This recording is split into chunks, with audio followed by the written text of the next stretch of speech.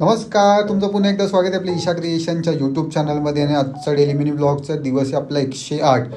आपले ही कस्टमर खूप लांबून येते आणि ही डेलीची कस्टमर आहे आपली आणि छान कस्टमर आहेत त्यानंतर कारखान्यात पोचलो आणि कारखान्यात दादा करत होता ऑल्ट्रेशनचं काम. तर लगेच आला टी ब्रेकमध्ये.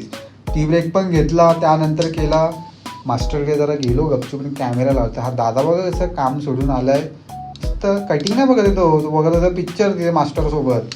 त्यानंतर त्याला बोललो जरा आता चाचा गोष्ट काम करू नंतर आला आणि बसला खुर्चीवर आणि बनवायला लागला त्याचे ड्रेसेस. आणि खणाचे स्कर्ट टॉप आहेत की फ्रॉक आहेत की गाऊन हे मला पण नाही माहिती, मग काहीतरी युनिक आउटफिट येतो आहे आपल्याकडे.